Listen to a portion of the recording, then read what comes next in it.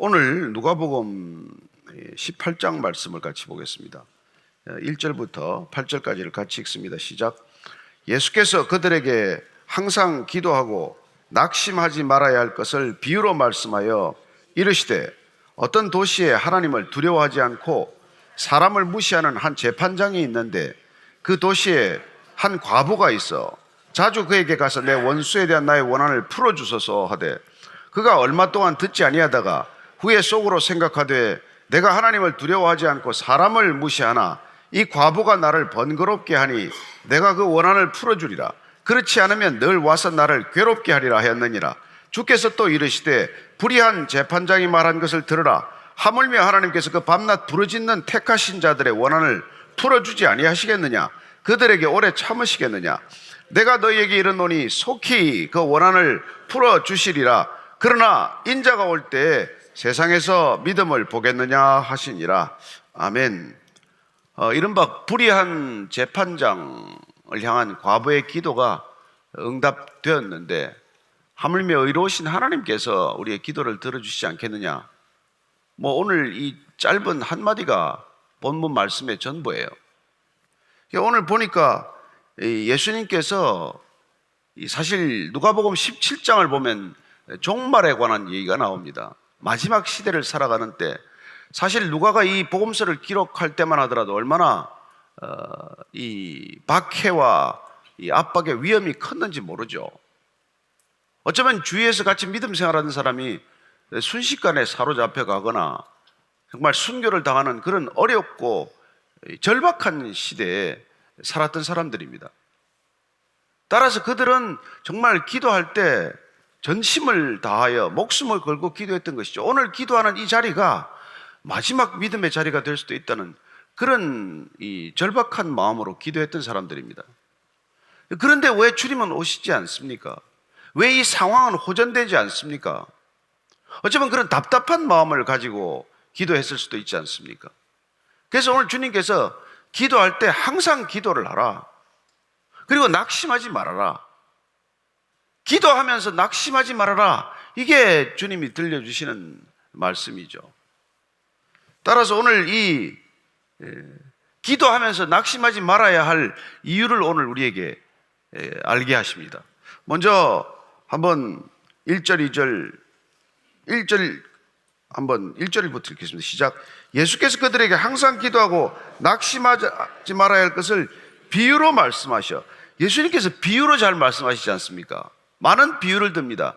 비유라는 말의 이 영어 단어는 패러블인데, 이 파라볼레라고 하는 헬라어에서 왔어요. 근데 그게 뭐냐면 이 동일한 위치에 같이 두는 겁니다. 두 개를 이렇게 같이 두는 거죠.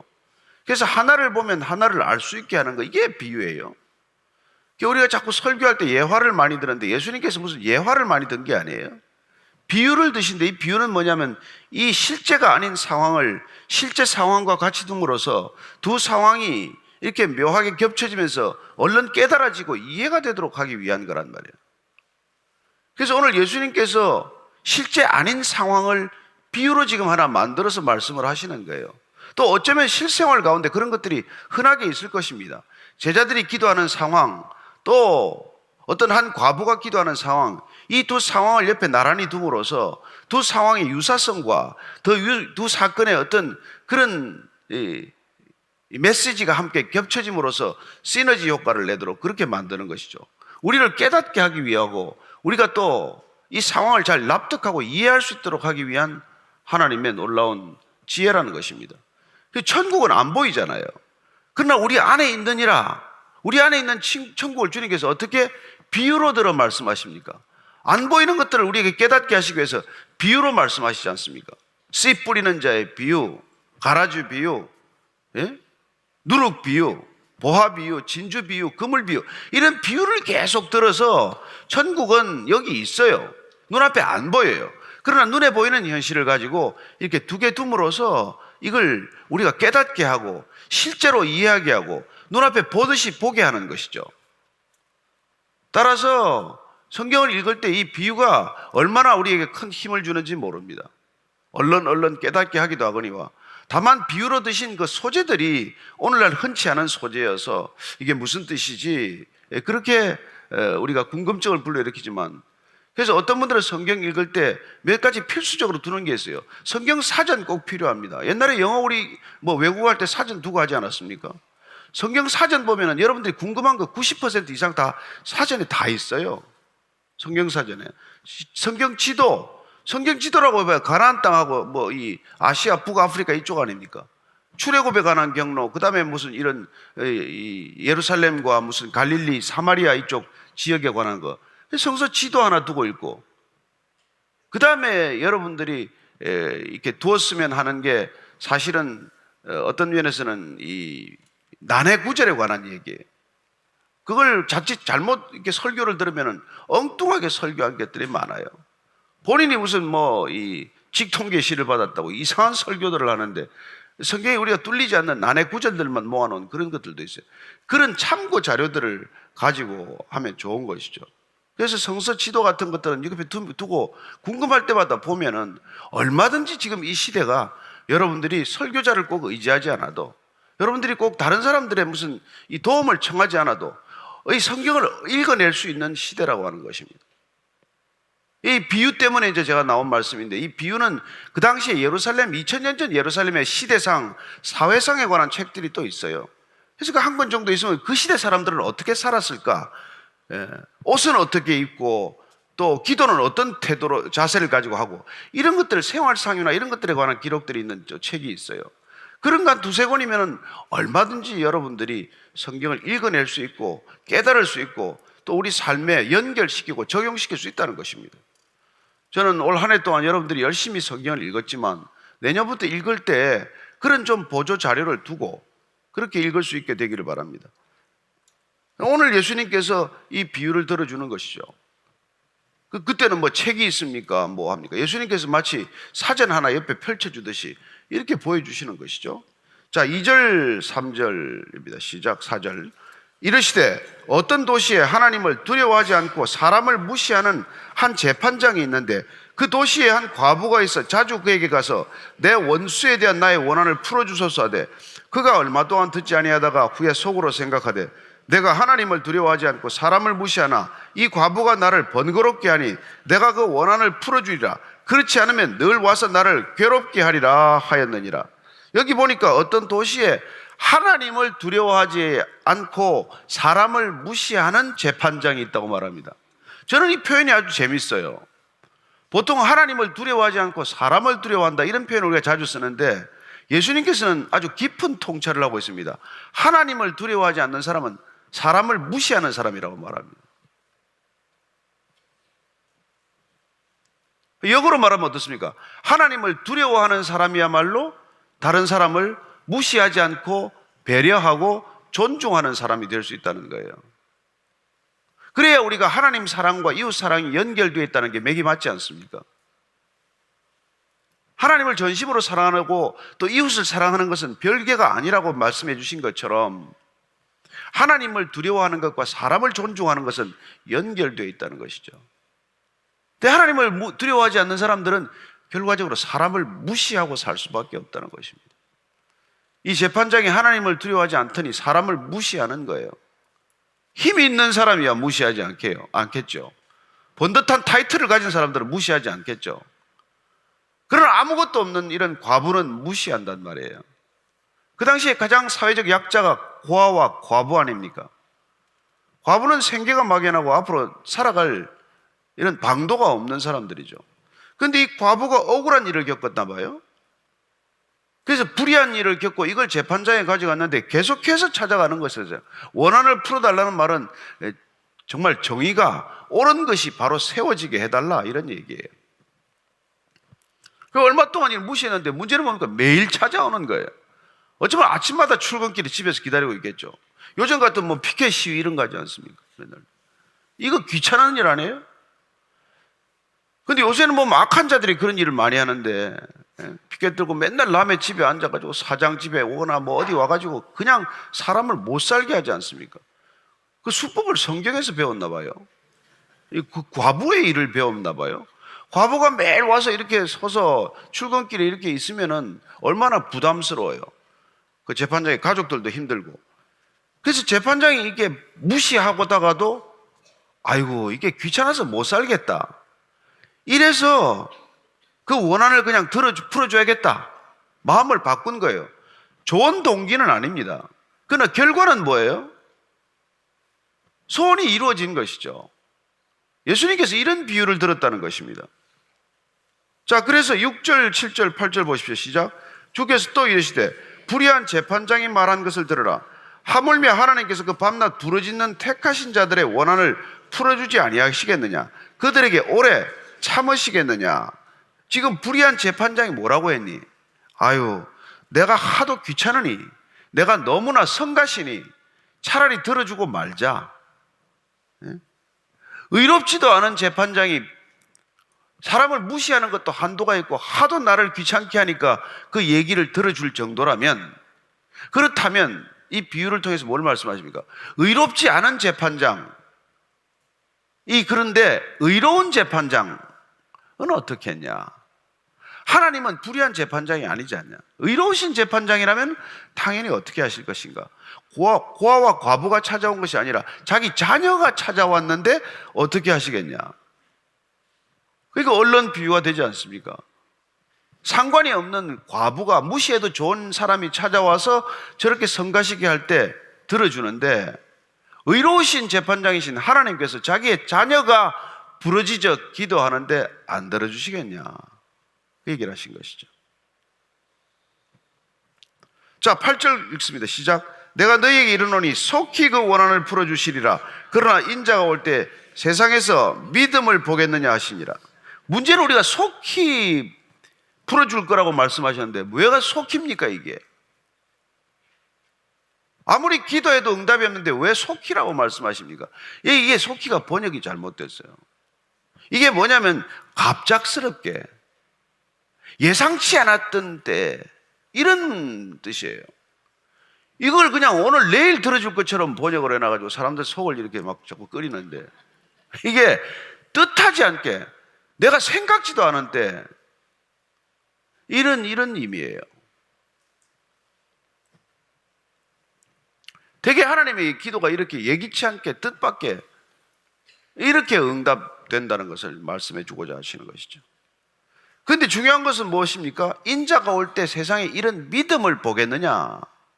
마지막 시대 모든 불의가 횡행하고 하나님의 정의가 사라진 것 같은 때에도 너희들이 이렇게 끈질기게 기도할 수 있겠느냐? 이걸 우리에게 물어보시는 거예요.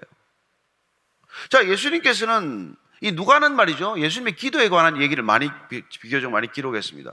그래서 우리가 잘 아는 대로 정말 그 한밤에 찾아온 친구의 강청기도 11장 말씀을 한 번 더 찾아보십시다. 누가복음 11장으로 갑니다. 11장 5절에서 8절까지를 같이 읽겠습니다. 자, 찾으셨으면 같이 읽습니다. 시작. 또 이러시되 너희 중에 누가 벗이 있는데 밤중에 그에게 가서 말하기를 벗이여 떡 세 덩이를 내게 구워달라. 내 벗이 여행 중에 내게 왔으나 내가 먹일 것이 없노라 하면 그가 안에서 대답하여 이르되 나를 괴롭게 하지 말라. 문이 이미 닫혔고 아이들이 나와 함께 침실에 누웠으니 일어나 내게 줄 수가 없노라 하겠느냐? 내가 너희에게 말하노니 비록 벗됨으로 인하여서는 일어나서 주지 아니할지라도 그 간청함을 인하여 일어나 그 요구대로 주리라. 또 예수님께서 비유를 들어 말씀하시지 않습니까? 친구가 와서 대접을 해야 되는데 이게 대접할 게 없기 때문에 자기 친한 친구 집에 가서 지금 빵을 빌리러 간 거예요. 한밤중에 찾아왔다고 말합니다. 옛날 가옥 구조가 무슨 침실이 따로따로 있지 않습니다. 어떻게 보면 한 거실에 다 모여 자듯 그렇게 살아가는 구조죠. 어떻게 보면 그 옆에는 또 이게 뭐 마구간도 같이 놓아둔 거예요. 그러니까 한밤에 이렇게 문을 두드리고 그래서 사람이 일어나면, 인기척이 나면은 어떻게 보면 뭐 아내만 일어나는 것이 아니라 애들도 일어나고 어쩌면 가축들도 깨고 한밤에 소동이 벌어질 판이에요. 그러니 그 문 좀 두드린다고 야 뭐 누구야 이렇게 한다고 지금 대답하고 나갈 처지가 아니라는 거예요. 그럼에도 불구하고 이렇게 자꾸 문을 두드리고 야 나 때문이 아니다, 내 친구 때문이다 라고 자꾸 문을 두드리면 누가 그걸 친해서가 아니라 더 두드리다가는 더 다 깰 것 같아서라도 일어나지 않겠냐? 얼마나 예수님께서 재미있고 자상한 비유를 들어주세요. 우리의 기도라는 게 마치 그런 것 아니겠느냐? 그렇게 기도를 할 경우에 기도가 응답이 안 되겠느냐 이 말이에요. 자, 그러면 하나님께서는 우리의 사정을 모르십니까? 하나님 다 아신다면서요. 그러면 뭐 기도를 하나 안 하나 그냥 들어주면 되지 왜 꼭 기도를 하게 만드느냐는 말이에요. 그래서 우리의 기도, 이런 강청 기도, 부르짖어 하는 기도, 이런 기도가 본질이 하나님의 무관심을 돌리려고 하는 게 아니에요. 이 점에 대해서는 우리가 오해를 해서는 안 된다는 것입니다. 하나님은 우리에게 관심이 있으시고 사랑하시는 듯게 무관심하겠어요. 따라서 우리의 기도의 기본 출발점은 하나님의 무관심을 돌리고자 하고 하나님의 정성 없음을, 하나님께서 우리에게 정성을 기울이도록 하자는 게 아니란 말이에요. 그건 세상에 다른 종교인들이 가지고 있는 종교적 관점이에요. 그래서 지성이면 감천이다, 이런 기도를 하는 거예요.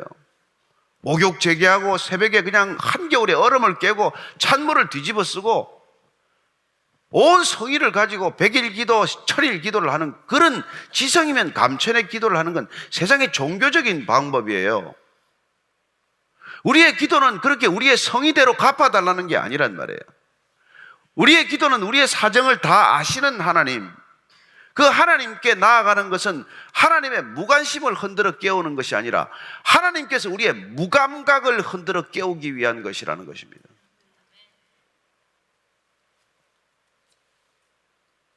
우리가 기도하지 않으면 우리 도대체 뭘 구해야 할지 모른단 말이에요. 그런데 우리의 기도가 그냥 하나님의 뜻과 어긋나는 그런 막 기도를 할 때도 사도 바울의 말처럼 탄식하는 분이 계세요. 우리 안에서 탄식하는 성령님께서 우리가 기도하고 마땅히 구해야 할 바를 알지 못하고 구할 때 우리가 하나님의 뜻에 합하도록 우리의 영혼을 흔들어 깨우셔서 우리가 하나님의 뜻과 우리의 뜻이 일치하도록 만들어가는 과정이 기도라는 것입니다.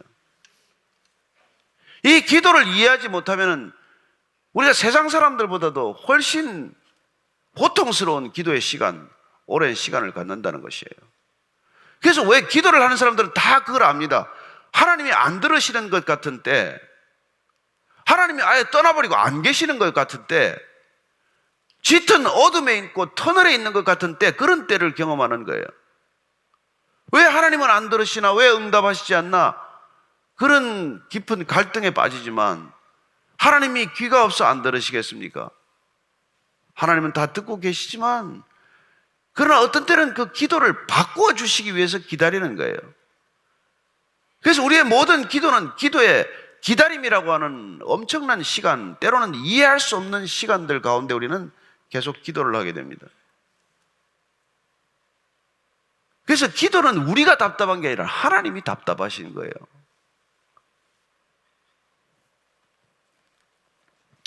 이런 얘기 들으면 기도할 생각이 싹 사라질지 모르겠지만, 그러나 중요한 것은 하나님께서 우리의 기도를 다 들으신다는 것입니다. 따라서 우리가 막 그냥 죽을 것 같으면 또 들어줄 때가 있어요. 몸에 나쁘지만 애가 막 길에서 뒤집어져 가지고 바둥거리고 막 난리를 치면 그 유해 음식이라도 사주지 않습니까? 저도 제가 막 때를 쓰면 제 아내가 라면을 허락합니다. 보통 때는 허락하지 않아요. 그러니까 우리가 막 때를 쓰면 들어주지만 그건 들어주고 싶어서 들어주는 게 아니에요. 그래서 오늘 우리가 11장, 누가복음 11장 말씀을 우리가 계속 읽어보면 뭐라고 되어 있어요? 내가 또 너에게 이르노니 구하라 그러면 너에게 주실 것이요, 찾으라 그러면 찾아낼 것이요, 문을 두드리라 그러면 너에게 열릴 것이니 구하는 이마다 받을 것이요, 찾는 이는 찾아낼 것이요, 두드리는 이에게는 열릴 것이다. 구하라, 찾으라, 두드리라, 이거는 끈질기게 기도하라는 말이에요. 끈질기게 하나님의 뜻을 구하라는 것입니다. 끈질기게 하나님의 뜻에 합당한 기도의 공명 시간을 가지라는 거예요. 하나님과 내 뜻이 공명하는 시간, 그런 놀라운 시간을 가지라는 것입니다. 따라서 기도는 하나님을 구하는 것보다 더 좋은 기도는 없습니다. 따라서 기도는 하나님의 뜻을 구하는 것보다 더 좋은 기도는 없습니다. 아버지의 뜻이 이 땅에 이루어지도록 기도하는 것, 정의와 공의가 하수같이 강물같이 흐르도록 기도하는 것, 그게 원하는 것이죠. 그래서 11절, 12절, 13절 이 말씀을 붙여놓은 거예요. 누가복음 11장 11절 이하를 한번 같이 읽겠습니다. 시작. 너희 중에 아버지 된 자로서 누가 아들이 생선을 달라 하는데 생선 대신에 뱀을 주며 알을 달라 하는데 전갈을 주겠느냐? 너희가 악할지라도 좋은 것을 자식에게 줄 줄 알거든 하물며 너희 하늘 아버지께서 구하는 자에게 성령을 주시지 않겠느냐? 아멘. 왜 성령을 주십니까? 첫째, 가장 좋은 것이기 때문입니다. 성령은 하나님 당신 자신입니다. 하나님을 주시기를 원하는 것이죠. 두 번째, 성령이 오면은 우리의 뜻을 거슬러 가면서 아버지의 뜻을 구하게 하십니다. 따라서 우리가 그렇게 오랫동안 기도하고, 그러니까 여러분들이 조금만 기도의 제목을 이렇게 바꾸면은, 기도의 동기만 바꾸면 기도는 잘 응답될 줄로 믿습니다. 아버지를 위하여 구하는 것이죠. 저 자리가 왜 필요합니까? 나를 위해서 구하는 것이 아니라 아버지를 위해서 구하란 말이에요. 내가 저기 가서 꼭 만날 사람이 있습니다. 저 자리에 가서 꼭 내가 전도할 사람이 있습니다. 이 돈을 가지고 꼭 내가 해야 할 일이 있습니다. 저 아이를 위해서. 그게 여러분 아주 미묘한 차이예요. 미묘한 차이. 하나님이 근데 그 동기에 안 쏘고신단 말이에요. 그래서 우리의 동기가 순전하게 바뀌기를 기다리고 계시는 거예요. 사악한 동기를 가지고 응답되면은 악이 더 창궐하는 것밖에 더 있습니까?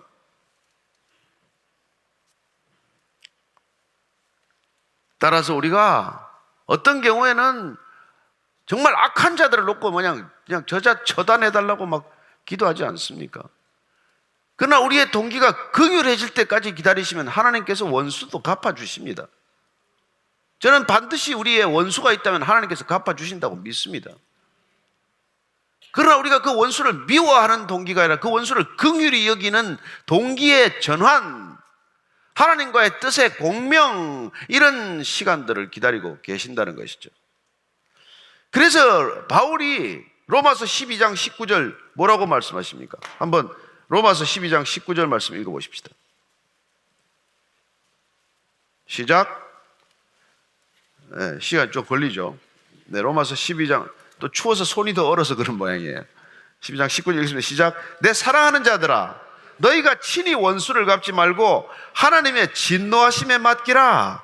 기록되었으되 원수 갚는 것이 내게 있으니 내가 갚으리라고 주께서 말씀하시니라. 아멘 하십니까? 원수가 있죠. 원수 때문에 기도의 자리에 앉습니다. 그러나 그 기도의 자리에 앉아서 계속 기도하다 보면 어떤 날 그 원수를 위하여 눈물을 흘리게 돼요. 내가 왜 이러지? 이럴 때가 온단 말이에요. 하나님께서 그 원수를 반드시 갚아주신다고 합니다. 어떻게 갚아주시는지 그 방법을 내가 가르쳐 드릴게요. 하나님께서 원수 갚는 방법 신명기에서 다 말씀을 해두셨어요. 신명기 32장 35절 말씀 한번 보십시다. 하나님께서는 정말 틀림이 없으신 분입니다. 신명기 32장 35절 같이 읽습니다. 시작.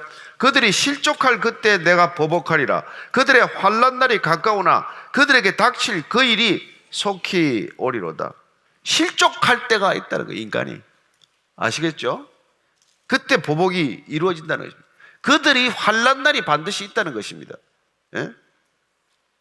환난 날이 가까운데 그들이 닥칠 그날이 불현듯, 아까 속히를 뭐라 그랬죠? 예기치 않게, 뜻밖의, 상상도 못한 일이 일어난다는 것입니다. 여러분, 역사에서 그런 일을 한두 번 보셨습니까? 우리 역사에서 정의가 다시 회복되고 심판이 임하는 것들을 한두 번 보셨습니까? 우리가 생각한 방법입니까? 때로는 예측지 못했던 시기에 예측지 못한 방법으로 일어난다는 것입니다. 따라서 우리는 무엇입니까? 우리는 끈질기게 기도해야 합니다. 우리는 낙심하지 말고 기도해야 됩니다. 기도와 낙심이라는 것은 같이 갈 수 없는 일 아닙니까?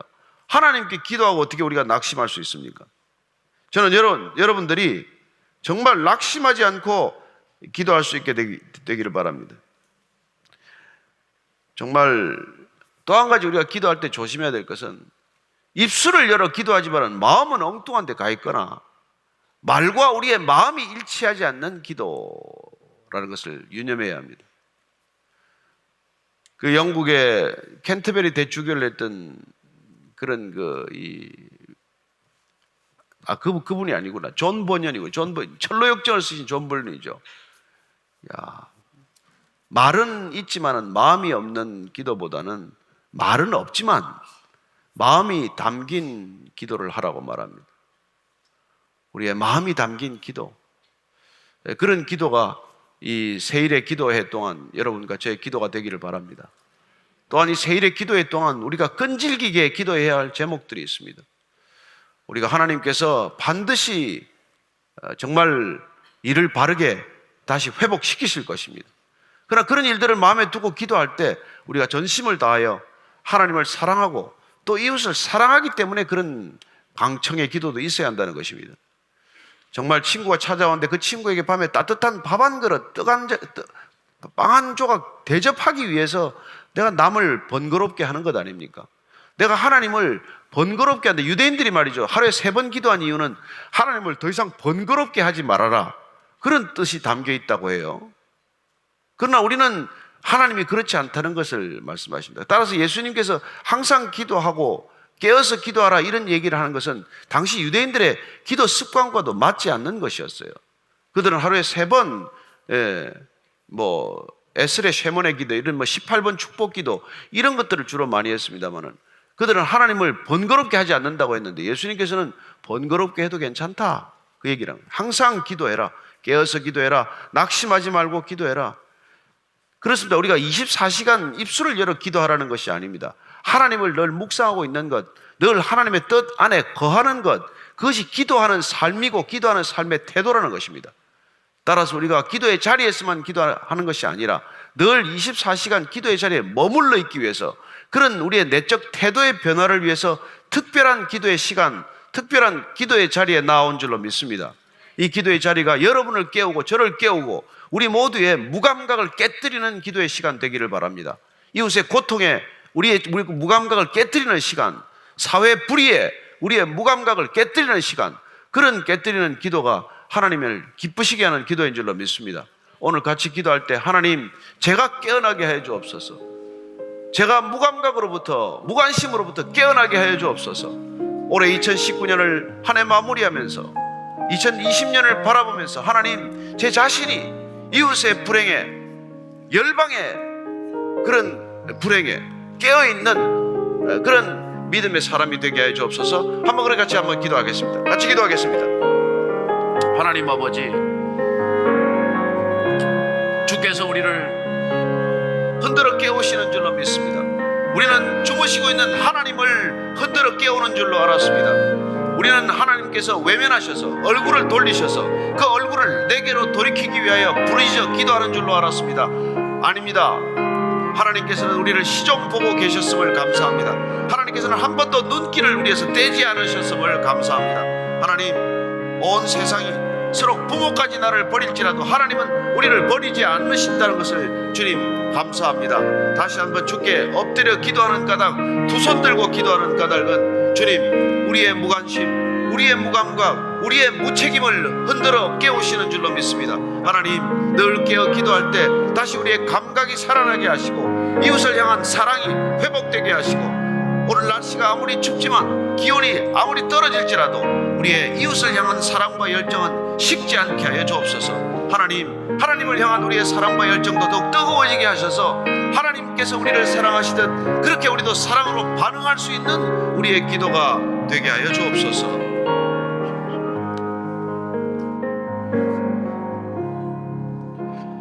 이어서 계속 기도하겠습니다. 2019년 돌아보기를 원합니다. 기쁨과 감격으로 시작한 한 해가 지금은 염려와 낙심으로 지나고 있지는 않습니까? 낙심하고 절망하는 이유가 무엇입니까? 하나님을 믿지 않기 때문입니다. 믿지 않기 때문에 기도하면서 염려하고 낙심하였습니다. 주님, 우리에게 하나님을 믿는 믿음을 주시옵소서. 믿음 있는 자녀, 믿음으로 사는 자녀로 살게 하여 주시옵소서. 하나님을 믿는 믿음으로 먼저 하나님을 주시기를 구하기 원합니다. 주님의 다스리심 앞에 나오기를 원합니다. 하나님의 뜻에 머물기를, 사랑하는 주님 이름 한번 부르고 간구하겠습니다. 주여, 아버지 사랑합니다. 아버지, 2019년 우리를 이 시간까지 인도하여 주셨고 이것까지 하나님 이끌어 주셨습니다. 하나님, 주님께서 우리를 붙잡으시고 주님께서 우리와 함께 하심을 주님 믿게 하여 주시옵소서. 하나님, 우리가 왜 염려합니까? 하나님이면 하나님으로만 우리가 온전케 세워짐을 주님 믿게 하여 주시옵소서. 우리가 무엇 때문에 하나님 주변을 둘러봅니까? 하나님, 계신 곳에 저희들이 있게 하여 주시옵소서. 주님 말씀 앞에 저희들 무릎 꿇게 하여 주시옵소서. 주님 말씀을 들었다면 주님 말씀으로 하나님 기도하게 하여 주시옵소서. 하나님, 주님 말씀으로 이 땅 가운데 살게 하여 주시옵소서. 하나님, 먼저 우리들을 주님 그 말씀 앞에 주님 눈뜨게 하여 주시옵소서. 주님을 바라보게 하여 주시옵소서. 주님 말씀에 귀 기울이게 하여 주시옵소서. 주님께서 우리의 간구를 들으시는 줄을 저희들 압니다. 하나님, 기다리고 계신 주님, 그 주님 앞에 저희들 담대하게 나아가게 하여 주시고, 주님, 저희들의 모든 삶 가운데 모든 것들이 주님의 뜻 가운데 주님의 의 가운데 이루어진다는 것을 주님 바라보게 하여 주시옵소서. 주님, 우리의 눈을 뜨게 하여 주시옵소서. 주님, 우리의 귀를 열어 주시옵소서. 주님 앞에 나아갈 때마다 온전히 주님의 자녀로서, 하나님의 자녀로서 나아가는 그런 믿음 더하여 주시옵소서. 자녀의 기도를 들으시는 하나님, 자녀와 함께 하시는 하나님, 자녀의 신음소리를 듣고 그 신음소리에 응답하신 하나님을 바라보게 하여 주시옵소서. 하나님, 주님 앞에 나아갈 때마다 주님 온전히 주님 앞에 머물게 하여 주시옵소서. 주님 말씀 앞에 하나님 모든 것을 내려놓는 은혜 있게 하여 주시옵소서. 주님 말씀으로 인해서 저희들 채워지고 주님 말씀으로 인해서 저희들을 온전케 되어지는 역사가 있게 하여 주시옵소서. 이어서 기도하기 원합니다. 선교적인 삶을 살아가도록 하나님께 능력을 구하기 원합니다. 예수님께서 우리를 살리시기 위해 십자가를 지시는 종의 모습으로 이 땅에 오셨음을 기억합니다. 이 놀라운 일들이 은혜이고 한없는 주님의 사랑이었음을 고백합니다. 등불이 기름을 태워서 밝혀지듯 한없는 주님의 사랑을 통해서 선교와 복음 전도의 사명이 타오르게 하소서. 세상 가운데서 무덤덤하게 무뎌진 우리들 마음을 주님 다시 뛰게 하여 주시고, 잃어버린 주님의 그 사랑을 회복시켜 주시기를 사랑하는 주님 이름 또 한 번 더 부르고 기도하겠습니다. 주님 사랑합니다. 아버지, 우리들의 삶을 주님 회복시켜 주시옵소서. 우리들을 살리신 것이 바로 주님의 사랑입니다. 하나님, 그 사랑 앞에 우리들을 나아가게 하여 주시고 그 사랑으로 만족되는 인생 되게 하나님 함께 하여 주시옵소서. 그 사랑이면 우리는 살아납니다. 하나님, 그 사랑 가지고 주님 저희들 나아가게 하여 주시옵소서. 하지만 주님, 저희들이 그 사랑을 우리 것으로만 채우기에 그 급한 모습을 주님께 회개합니다.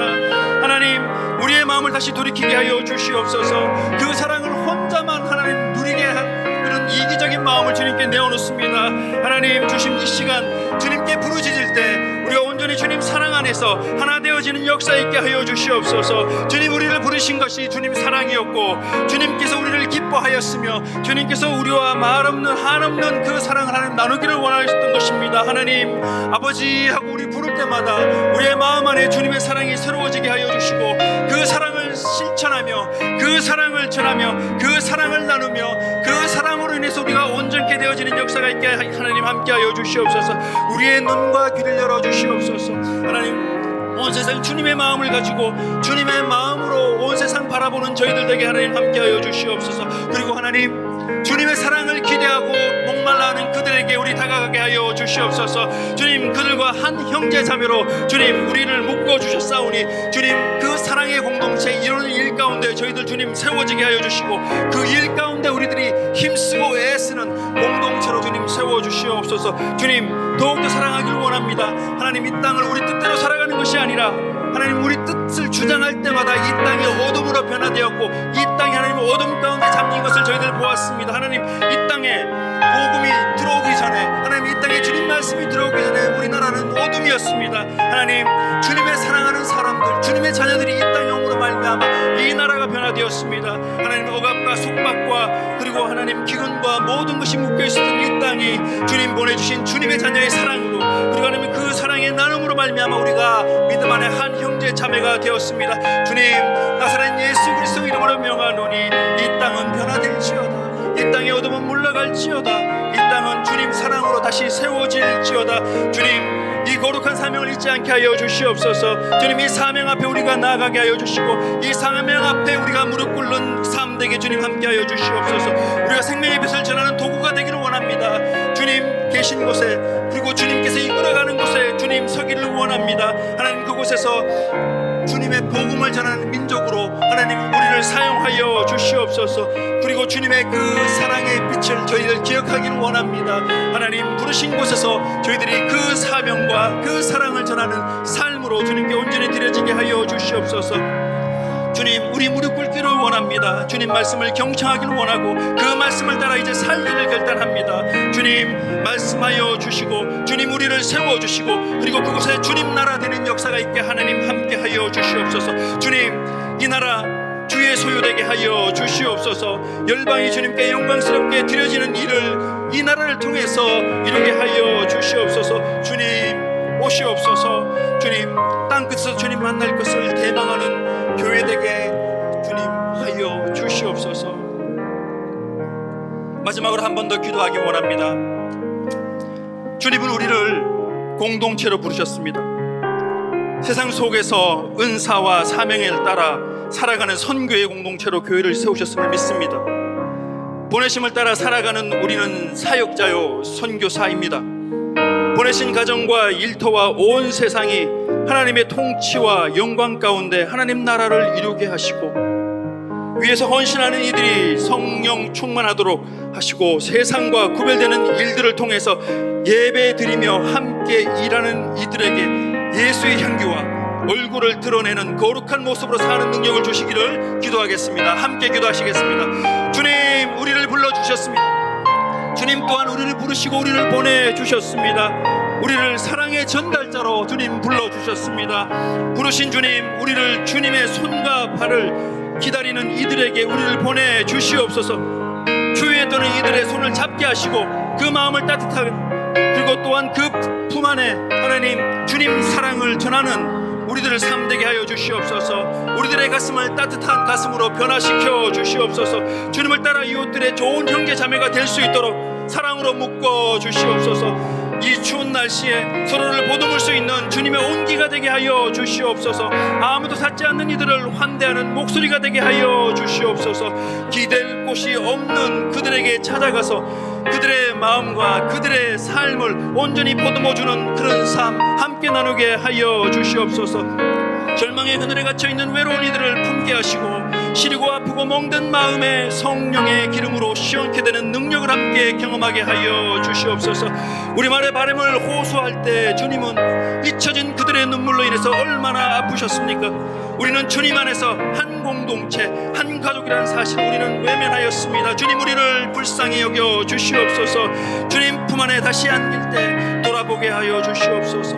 그리고 달려가게 하여 주시옵소서. 품 안에 안게 하여 주시옵소서. 위로하게 하시고, 주님 우리들의 선교적인 삶을 통해서 이 땅에 평화로우신 주님을 알게 하시고, 주님을 만나게 하시고, 주님을 아버지로 부르는 예배가 회복되게 하여 주시옵소서. 우리의 연약함에도 불구하고 주님의 사랑으로 서로 사랑할 수 있도록 넘치는 사랑으로 채워 주시옵소서. 주님 사랑합니다. 주님 감사합니다. 2019년도를 주님 아름다운 선물로 주셨습니다. 하나님 몰랐습니다. 주님 말씀 앞에 온전히 서기 전까지는 주님 믿지도 못했습니다. 주님 오늘 우리들을 다시 부르시고 주님 말씀으로 우리들을 다시 주님 알게 하셨습니다. 하나님 그 마음 가지고 저희들 2020년 바라보게 하여 주시옵소서. 하나님 그 주님의 다스리심 앞에 다시 한 번 더 무릎 꿇는 저희들의 삶 되게 주님 함께하여 주시옵소서. 주님 이제는 구하기를 원합니다. 주님의 다스리심을 구하기를 원합니다. 주님의 뜻을 간구하기를 원합니다. 하나님 내 자신의 유익이 아닙니다. 주님 나라입니다. 주님의 마음입니다. 주님의 얼굴을 구하는 저희들 되게 주님 함께하여 주시옵소서. 주님 저희들을 교회로 불러주셨습니다. 얼마나 감격스럽습니까? 우리의 힘과 의로는 이룰 수 없는 일을 주님께서 불러주셨습니다. 주님 맡겨주신 그 사명 잘 감당하는 주님의 충성된 종의 삶 주님 살게 하여 주시옵소서. 주님께 내어놓습니다. 주님 발 앞에 머물기를 원합니다. 주님 앞에 2019년도를 주님 온전히 깨트리게 하여 주시옵소서. 주님 2020년도를 바라봅니다. 하나님, 주년 2020년도에는 더 주님께 더 가까이 다가가는 한 해가 되게 주님 함께 하여 주시옵소서. 주님, 저희들을 무별로 불러주셨습니다. 주님 부르신 곳에, 주님 계신 곳에 저희들 달려가기를 원하고 그곳에 주님 머물기를 원합니다. 하나님, 그 소명 앞에, 그 사명 앞에 저희들을 온전히 내어드리기를 원합니다. 주님 보시는 것을 우리 보게 하여 주시옵소서. 주님께서 말씀하시는 것을 저희들 온전히 순종하게 하여 주시옵소서. 주님 마음이 머무는 곳에 저희들 또한 그곳에 있게 하여 주시옵소서. 주님, 이 시간 온전히 주님께 내어드립니다. 주님께 드릴 것이 무엇이 있겠습니까? 우리들의 온 삶을 주님께 드리오니, 주님, 내가 여기 있다, 내가 너와 함께한다. 우리가 주 안에서 누리는 그 평안과 기쁨을 온전히 누리고 또한 그 소식을 전하는 삶 되게 하여 주시옵소서.